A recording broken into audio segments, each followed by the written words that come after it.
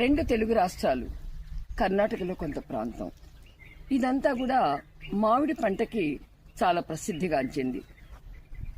ఆంధ్రప్రదేశ్ అంటే, తెలంగాణ అంటే ఎలా వరిధాన్యంలో అన్నపూర్ణగా అంటామో అలాగే మామిడి పంటలో కూడా నూజివీడు మామిడికాయలన్నా, చిత్తూరులో ఉండేటటువంటి తోతాపురి కానివ్వండి, కర్నూలులో ఉండేటువంటి బేనిషాహి కానివ్వండి, వికారాబాద్ సంగారెడ్డిలో ఉన్నటువంటి బేనిషాహిలు, వికారాబాద్ పసందు, అలాగే ఇక్కడ అనేక రకాల దగ్గర 100 రకాల మామిడికాయలు ఈ రెండు రాష్ట్రాల్లో ప్రసిద్ధిగాంచినాయి.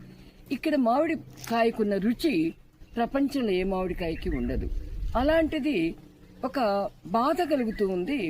నేను గత 6 నెలల నుంచి పరిశీలిస్తూ ఉంటే ఎక్కడికక్కడ మామిడి తోటలన్నింటినీ కూడా కోసేస్తున్నారు, మామిడి తోటలు తీసివేస్తున్నారు.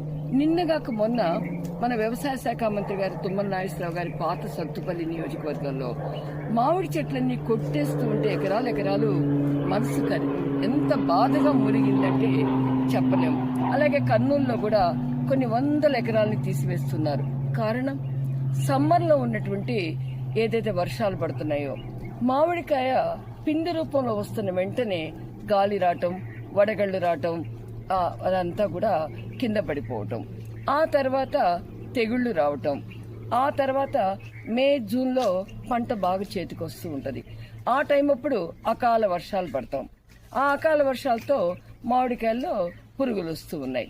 ఇక వాటి యొక్క ఉత్పాదకత తగ్గిపోయింది, దిగుబడి తగ్గిపోయింది. ఎకరానికి ₹1,00,000 ఖర్చు పెట్టుకుంటే 10,000 ఆదాయం వస్తుందని చెప్పి రైతులంతా కూడా వాపోతూ ఉన్నారు. ఇలాంటి పరిస్థితుల్లో మామిడిని ఎందుకు సాగు చేయాలి? ఈ మామిడికి చెట్లు మాకెందుకని కొట్టేస్తున్నారు. భవిష్యత్తులో ప్రమాదం కాదా? మన రాష్ట్రాలకు అనావదంగా ఉన్నటువంటి, సంకేతకంగా ఉన్నటువంటి మామిడికాయలు మన రాష్ట్రాల నుంచి కనుమరుగవుతుంటే ప్రభుత్వం ఆలోచించాలి.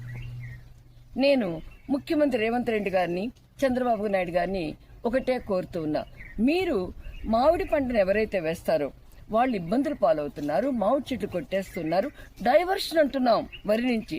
అలాంటప్పుడు ఉన్న తోటలు పోతుంటే ఇన్సెంటివ్స్ మీరు ఇవ్వాల్సిన బాధ్యత ఉంది.